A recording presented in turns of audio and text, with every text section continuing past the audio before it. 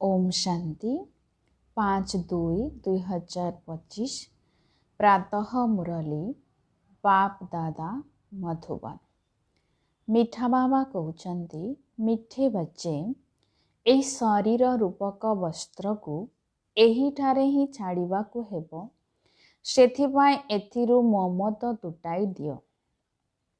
केही भी मित्र संबंधी जेपरी मने न पड़ंतु। ए शरीर रूपक वस्त्र को एहिठारे ही छाड़िबाकु हेबो, सेथिपाई एथिरु ममत तुटाई दियो। केही भी मित्र संबंधी जेपरी मने न पड़ंतु। प्रश्न अछि, जेउ पिलामानक भितरे जोग बल रहिछि सेमानकर लक्षण किपरि होइथिबो? जेउ पिलामानक भितरे जोग बल रहिछि सेमानकर लक्षण किपरि होइथिबो? उत्तर बाबा कहले, सेमानकु कौनसी कथारे सामान्यतम आघात भी लागिबो नाही, काहारी प्रति मोह न थिबो। धरिनिय आजि के शरीर छाड़ी देले तेबे तांकु दुख लागिबो नाही, काहीकिना जानिछंती ड्रामा रे एहांकर एतिकी ही पाठ थिला। आत्मा गोटे शरीर छाड़ी जाई आउ गोटे धारण करिबो। ओम शांति। एही ज्ञान बहुत गुप्त, एथिरे नमस्कार मध्य करिबाकु पड़ू नाही। दुनिया रे नमस्कार अथवा राम राम आदि कहि थांती, एठारे एसबु कथा चली पारिबो नाही, काहीकिना एहा एक परिवार अटे। परिवार रे जणे अन्य जनको नमस्कार अथवा शुभ सकाळ कहिबे ए कथा शोभा पाए नाही। घरे तो खाई पी ऑफिस को गल पुणी आसिल, एही भली चाली आसुछि। नमस्कार करिवार आवश्यकता पड़े नाही। गुड मॉर्निंग कहिवार फैशन मध्य यूरोपवासी मानक ठारू बाहरिछि, नचेत आगरु एसब किछि चालू नथिला। कौनसी सत्संग रे परस्पर सहित मिसिले नमस्कार करिथांती, पाद तले पड़ी थांती, तेबे पाद तले पड़िबा नम्रता निमंते सिखाई थांती। एठार तो तुम पिला मानकु देही अभिमानी हेबाकु पड़िबो। आत्मा आत्मा को कौन करिबो तथापि मध्य कहिबाकु तो पड़ी थाए। जेपरी बाबा को कहउछंती बाबा नमस्ते, एबे बाबा मध्य कहउछंती मु साधारण ब्रह्मा को शरीर द्वारा तुम मानकु पाठ पढ़ाउछि, यांको द्वारा नुआ दुनिया स्थापना कराउछि। किपरि? ताहा तो जेतेबेले बाबा सन्मुख को आसीबे सेतेबेले बुझाइबे, नचेत केही किपरि बुझाई पारिबे? नचेत केही किपरि बुझी पारिबे? बाबा सन्मुखरे बसी बुझाउछंती, तेणु पिला माने बुझी पारुछंती। उभयंकु नमस्कार करिबाकु पड़िबो। बाप दादा नमस्ते। बाहर लोक माने एही कथा शुणिले द्वंद्वरे पड़िबे कि एमाने बाप दादा बोली कौन कहउछंती। बहुत लोकंकर दुईटी नाम मध्य रही थाए ना, जेपरी लक्ष्मी नारायण अथवा राधे कृष्ण। एहीपरि नाम मध्य अछि। एहा तो जेपरी स्त्री पुरुष एकाठी होई गले, ये तो हेउछंती बाप दादा। एही कथा को तुमे पिला माने ही बुझी पारिबो। बाबा निश्चिंत बड़ अटंती, जदिओ दुईटी नाम रहिछि किंतु जणे तो अटंती ना, पुणी दुई जनकर नाम काहींकी रखि देइछंती? एबे तुमे पिला माने जानुछ एहा भूल नाम अटे। बाबा को आउ तो केही चिन्हि पारिबे नाही। तुमे बाप दादा नमस्ते बोली कहउछ। बाबा पुणी कहउछंती शारीरिक एवं आत्मिक पिला माने नमस्ते, किंतु एते लंबा होई जाइथिबारु एहा शोभा पाउ नाही। अक्षर तो ठीक अछि, तुमे एबे शारीरिक संतान सहित आत्मिक संतान मध्य अट।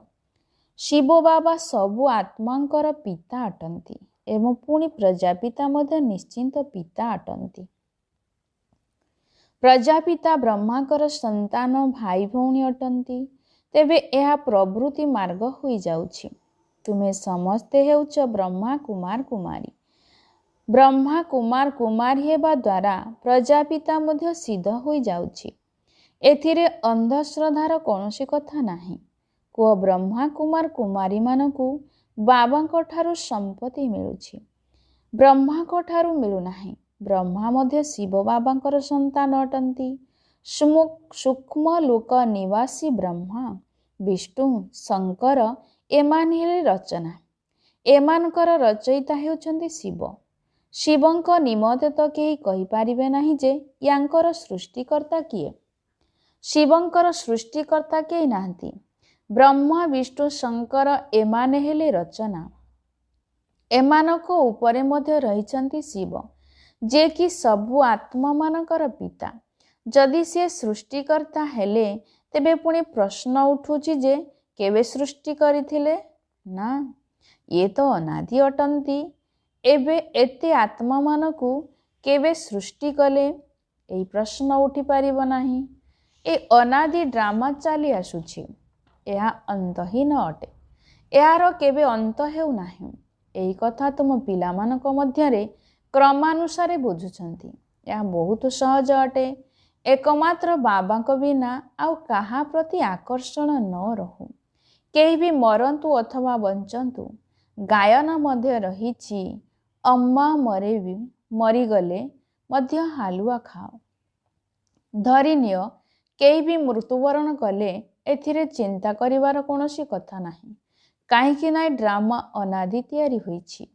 ଡ୍ରାମାନୁସାରେ ତାଙ୍କୁ ଏହି ସମୟରେ ଯିବାର ହିଁ ଥିଲା। ଏଥିରେ କ'ଣ କରାଯାଇପାରିବ? ଟିକିଏ ହେଲେ ଦୁଃଖୀ ହେବାର କଥା ନାହିଁ। ଏହା ହେଉଛି ଯୋଗବଳର ଅବସ୍ଥା। ନିୟମ କହୁଛି, ଟିକିଏ ହେଲେ ମଧ୍ୟ ଧକ୍କା ଆସିବା ଉଚିତ ନୁହେଁ। ସମସ୍ତେ ଅଭିନେତା ଅଟନ୍ତି, ନିଜ ନିଜର ପାର୍ଟ କରି ଚାଲିଛନ୍ତି। ପିଲାମାନଙ୍କୁ ଏହି ଜ୍ଞାନ ମିଳିଯାଇଛି। ବାବାଙ୍କୁ କହୁଛନ୍ତି, ହେ ପରମ ପିତା ପରମାତ୍ମା, ଆସି ଆମକୁ ନେଇଯାଅ।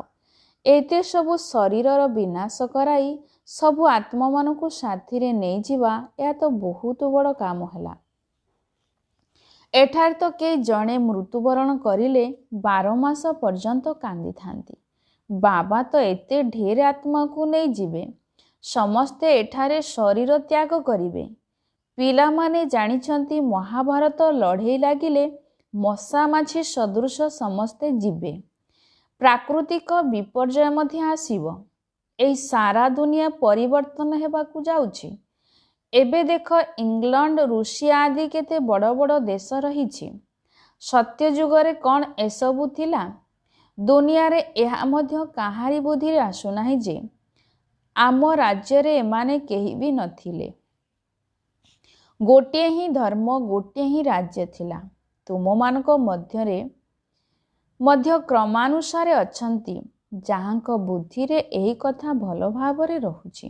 ଯଦି ଧାରଣା ହେବ, ତେବେ ସେହି ନିଶା ସର୍ବଦା ଚଢ଼ି ରହିବ। କିନ୍ତୁ କେତେ ଜଣଙ୍କର ନିଶା ବହୁତ ମୁସ୍କିଲରେ ଚଢ଼ିଥାଏ। ମିତ୍ର ସମ୍ବନ୍ଧୀ ଆଦି ସମସ୍ତଙ୍କୁ ପାଖରୁ ସ୍ମୃତି ହଟାଇ ଏକମାତ୍ର ବେହଦର ଖୁସି ସ୍ଥାୟୀ ହୋଇଯାଉ। ଏହା ବହୁତ ଚମତ୍କାର କଥା ଅଟେ। ହଁ, ଏହା ମଧ୍ୟ ଅନ୍ତିମ ସମୟରେ ହେବ। ଶେଷ ସମୟରେ ସମସ୍ତେ କର୍ମାତୀତ ଅବସ୍ଥାକୁ ପ୍ରାପ୍ତ କରିବେ। ଶରୀରରୁ ମଧ୍ୟ ଅଭିମାନ ତୁଟିଯିବ। ବାସ୍, ଏବେ ଆମେ ଯାଉଛୁ। ଏ କଥା ଯେପରି ସାଧାରଣ ହୋଇଯିବ, ଯେପରି ନାଟକରେ ଅଭିନେତାମାନେ ଅଭିନୟ କରି ପୁଣି ଘରକୁ ଯାଇଥାନ୍ତି। ଏହି ଦେହ ରୂପକ ବସ୍ତ୍ର ତ ତୁମକୁ ଏଇଠାରେ ହିଁ ଛାଡ଼ିବାକୁ ହେବ। ଏହି ବସ୍ତ୍ର ଏଇଠାରେ ହିଁ ନେଇ ଏଇଠାରେ ହିଁ ପୁଣି ଛାଡ଼ୁଛନ୍ତି। ଏସବୁ ନୂଆ କଥା ତୁମର ବୁଦ୍ଧିରେ ଅଛି, ଆଉ କାହାରି ବୁଦ୍ଧିରେ ନାହିଁ। ଅଲଫ ଏବଂ ବେ। ଅଲଫ ବାବା ସବୁଠାରୁ ଉପରେ ଅଛନ୍ତି। କହୁଛନ୍ତି ମଧ୍ୟ, ବ୍ରହ୍ମାଙ୍କ ଦ୍ୱାରା ସ୍ଥାପନା, ଶଙ୍କରଙ୍କ ଦ୍ୱାରା ବିନାଶ, ବିଷ୍ଣୁଙ୍କ ଦ୍ୱାରା ପାଳନା। ଆଚ୍ଛା, ବାକି ଶିବଙ୍କର କାମ କ'ଣ? ସର୍ବୋଚ୍ଚ ଶିବ ବାବାଙ୍କୁ କେହି ବି ଜାଣିନାହାନ୍ତି। କହିଦେଉଛନ୍ତି, ସେ ତ ସର୍ବବ୍ୟାପୀ ଅଟନ୍ତି। ଏସବୁ ତାଙ୍କର ହିଁ ରୂପ ଅଟେ। ସାରା ଦୁନିଆର ବୁଦ୍ଧିରେ ଏହା ପକ୍କା ହୋଇଗଲାଣି। ସେଥିପାଇଁ ସମସ୍ତେ ତମୋ ପ୍ରଧାନ ହୋଇଯାଇଛନ୍ତି। ବାବା କହୁଛନ୍ତି, ସାରା ଦୁନିଆ ଦୁର୍ଗତିକୁ ପ୍ରାପ୍ତ କଲାଣି, ପୁଣି ମୁଁ ହିଁ ଆସି ସମସ୍ତଙ୍କୁ ସଦ୍ଗତି ଦେଉଛି। ଯଦି ସେ ସର୍ବବ୍ୟାପୀ ଅଟନ୍ତି, ତେବେ କ'ଣ ସମସ୍ତେ ଭଗବାନ ହିଁ ଭଗବାନ ଅଟନ୍ତି? गोटे पटे कहउछन्ति समस्ते भाई भाई पुणी कहि देउछन्ति समस्ते पिता अटंती किछि हेले बुझी पारु नाहंती। एबे तुम संतान मान को बेहद्र बाबा कहउछन्ति पिला माने मते मने पकाओ तेबे तुमर विकर्म विनाश होई जिवो। तुमको ए दादा अथवा मम्मा को मध्य मने पकाइबा उचित। तुमको ए दादा अथवा मम्मा को मध्य मने पकाइबा अनुचित। कहउछन्ति ना मम्मा ना बाबा कहा रहले किछि महिमा नाही। शिव बाबा नथिले ब्रह्मा को मध्य कौन करि पारि थान्ते। याको मने पकाइले कौन हेबो। हाँ तुमे जानिछ यांको द्वारा आमे बाबांको ठारु वर्षा अर्थात संपत्ति नेउछु। यांको ठारु नुहे ये मध्य तांको ठारु वर्षा नेइछन्ति तेणु तांकु मने पकाइबाकु हेबो। शिव बाबा को मने पकाइबाकु हेबो। ये तो मझिरे दलाल अटंती। पुओ एवं झियर निर्बंध हेला परे उभय उभय को मने पकाई थांती ना। जे विवाह कराई थांती से तो मझिरे दलाल होई गले। यांको द्वारा बाबा तुम आत्मा मानकर निर्बंध निज सहित कराउछन्ति। सेथिपाई गायन मध्य रहिछि दलाल रूपरे सद्गुरु मिलिगले।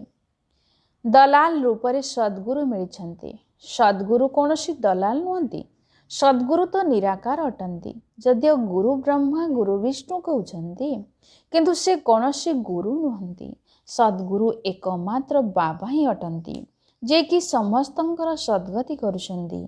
बाबा तुम मान को शिखाउछन्ति सेथिपाई तुमे अन्य मान को मध्य रास्ता बताउछ एवं समस्त को कहउछ कि सबु देखि मध्य देख नाही बुद्धि शिव बाबांको ठारे लागी रहु। ए आखि द्वारा जहा किछि देखुछ सब श्मशान पालटी जीव। एकमात्र बाबा को ही मने पकाइबाकु हेबो ना कि ब्रह्मा को। बुद्धि कहूछि एहांको ठारु वर्षा मिलिबो नाही। वर्षा तो बाबांको ठारु मिलिबो। बाबांको पाखकु ही जीवाकु हेबो। छात्र कौन छात्र को मने पकाइबो। छात्र तो शिक्षक को मने पकाइबो ना। स्कूल रे जेउ माने तीक्ष्ण बुद्धि होइथांती सेमाने पुणी अन्यमान को मध्य उठाइबा पाई चेष्टा करिथांती। बाबा भी कहउछन्ति परस्पर को ऊपर को उठाइबा को चेष्टा कर किंतु भाग्य रे नाही तेणु पुरुषार्थ मध्य करू नाहंती।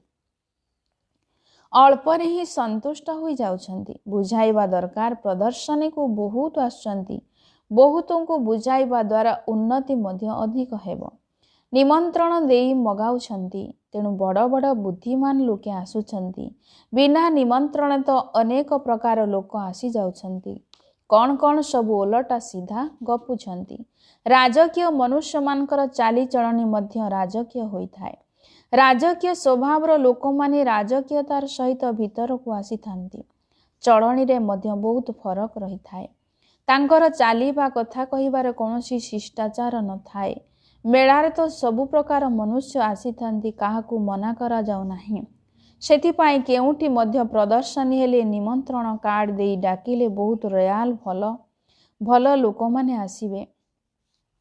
पुणी सेमाने अन्य मान को मध्य जाई सुनाइबे केबे महिला मानकर प्रोग्राम रख तेबे केवल महिला माने आसी देखिबे। काहेकि ना केउठी केउठी महिला माने मध्य बहुत पर्दा भितरे मुह लुचाई रही थांती। तेणु केवल महिला मानकर ही प्रोग्राम हेबा उचित। पुरुष केही हेले भी न आसंतु। बाबा बुझाइछन्ति जे प्रथमे तुमको बुझाइबाकू हेबो जे शिव बाबा निराकार अटंती। शिव बाबा एवं प्रजापिता ब्रह्मा उभय बाबा हेले ना। उभय तो समान होई पारिबे नाही जहा फल दुई जन बाबांको ठारु वर्षा मिलिबो। वर्षा जेजेंको ठारु अथवा बाबांको ठारु मिलिबो। जेजेंको संपत्ति रे हक थाए जेपरि कि कुपुत्र को हुअंतु बा काहेकि जेमिति कि कुपुत्र हुअंतु ना काहेकि तथापि मध्य जेजेंको ठारु वर्षा मिली जिवो। एही कायदा एबे ठारु ही आरंभ होइथिला। जानी थांती जे एहा को पैसा मिलिबा द्वारा गोटिए वर्ष भितरे उड़ाई देबे। किंतु गवर्नमेंट रो नियम एपरि रहिछि जे देबा को ही पड़ुछि। गवर्नमेंट किछि करि पारिबो नाही। बाबा तो अनुभवी अटंती। जणे राजांकर पुत्र थिला जे कि 1 कोटी टंका 12 मास रे शेष करि देला। एपरि मध्य अछंती शिव बाबा तो देखिछंती बोली केबे हेले कहिबे नाही। ए दादा कहउछन्ति मु एहीपरि उदाहरण बहुत देखिछि।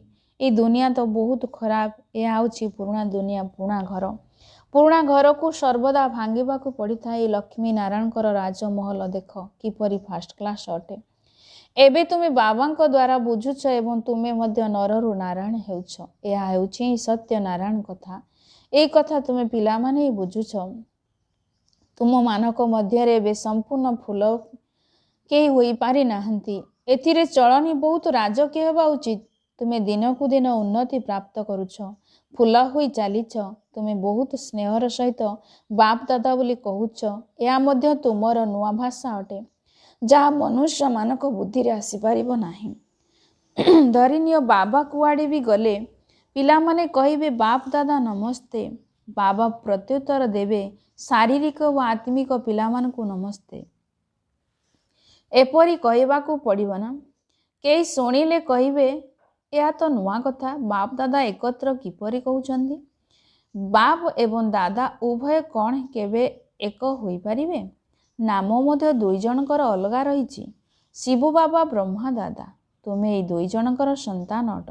तुमे जानिछ यांक भितरे शिव बाबा बसचन्ति। आमे बाप दादांकर संतान अटु। एई कथा भी बुद्धि रे मने रहिले खुशीर निशा चढ़ी रहिबो एवं ड्रामा उपरे मध्य पक्का रहिबाकू हेबो। धरिनियो कि शरीर छाड़िले पुणी सी जाई अन्य एक अभिनय करिवे। प्रत्येक आत्मा को अविनाशी पाठ मिली। एथिरे किछि भी चिंता करिवार आवश्यकता नाही। तांकु जाई अन्य पाठ करिबाकू हेबो। तांकु तो फेराई अणा जाई पारिबो नाही। ड्रामा अटे ना, एथिरे कांदिबार कोनोसी कथा नाही। एहीपरि अवस्था हेले जाई निर्मोही राजा होई पारिबो। सत्य जुगरे समस्ते निर्मोही अटे हेबे। एठारे के मरीगले केते कांदुछन्ति। बाबा को पाईगल तेणु कांदिबा दरकार नाही। बाबा केते भल रास्ता बताइछन्ति। कन्या मानक निमंते तो यह बहुत भल। बापा फालतू रे पैसा खर्च करिवे एवं तुमे जाई नरकरे पड़िबो। यह अपेक्षा कुह आमे एई पैसा रे आध्यात्मिक विश्वविद्यालय सहित डाक्तरखाना खोलिबु। बहुतंकर कल्याण करिले तुमर भी पुण्य हेबो एवं आमर मध्य पुण्य होइजिबो। पिला माने निजे मध्य उत्साह रहुचंती जे आमे भारत को स्वर्ग करिया पई शरीर मन धन सब खर्च करिबु। एबे तो निशा रहिबा दरकार। देवार थिले दियो, न देबाकू इच्छा अछि तो न दियो। तुमे निजर कल्याण एवं अनेकंकर कल्याण करबाकू चाहू नाह। एतिकी न मस्ती रहिबा दरकार। खास भावरे कुमारी माने छिड़ा हवा उचित। अच्छा, मिठा मिठा शिकिल दे संतान मानक प्रति माता पिता बाप दादांकर मधुर स्नेह संपन्न शुभेच्छा एवं सुप्रभात। आत्मिक पितांकर आत्मिक संतान मानकू नमस्ते। धारणा पाई मुख्य सारांश। प्रथम नंबर, निजर चाली चलन को बहुत राजकीय करबाकू हेबो। बहुत शालीनतार सहित कथबार्ता करबाकू हेबो। नम्रतार गुण धारण करबाकू हेबो। द्वितीय पॉइंट, ए आखि रे जहा किछि देखा जाउछि ए सब माटी रे मिसि जीवो। सेथिपाई एहाकू देखुथिले मध्य देख नाही। एकमात्र शिव बाबा को ही मने पकाइबाकू हेबो, कोनोसी देहधारी को नुहे। आजिर वरदान, मास्टर ज्ञानर सागर होई कंडेई खेल गुड़ी को समाप्त करुथिबा स्मृति स्वरूप तथा समर्थ स्वरूप हुआ। मास्टर ज्ञानर सागर हुई कंडेई खेल गुड़ी को समाप्त करुथिबा स्मृति स्वरूप तथा समर्थ स्वरूप हुआ। विस्तारे बाबा कहले, भक्ति मार्गरे जेपरि मूर्ति तैयारी करी पूजा अर्चना करंती पुणी ताकू बुड़ेई दियंती, तेणु ताकू तुमे कंडेई पूजा बोली कहूछ। सेहीपरि तुम मानक सम्मुख को जदि कोनोसी निर्जीव असार कथा गुड़िक यथा ईर्षा अनुमान क्षणिक उत्तेजना इत्यादि आसुछि एवं तुमे माने तार विस्तार करी अनुभव करुछ बा अन्य को कराउछ जे एहा ही सत्य अटे, तेबे एहा मध्य जेपरि सेथिरे प्राण भरी देवा सहित समान अटे।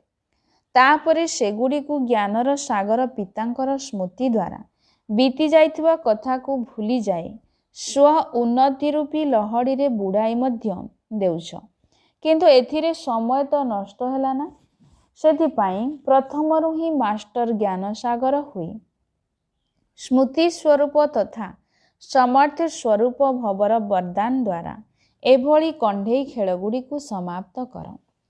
ସ୍ଲୋଗାନରେ ବାବା କହିଲେ, ଯେଉଁମାନଙ୍କୁ ଆବଶ୍ୟକତା ସମୟରେ ସହଯୋଗୀ ହୋଇଥାନ୍ତି ସେମାନଙ୍କୁ ଗୋଟିଏର ପଦ୍ମଗୁଣା ଫଳ ମିଳିଥାଏ। ଯେଉଁମାନେ ଆବଶ୍ୟକତା ସମୟରେ ସହଯୋଗୀ ହୋଇଥାନ୍ତି ସେମାନଙ୍କୁ ଗୋଟିଏର ପଦ୍ମଗୁଣା ଫଳ ମିଳିଥାଏ।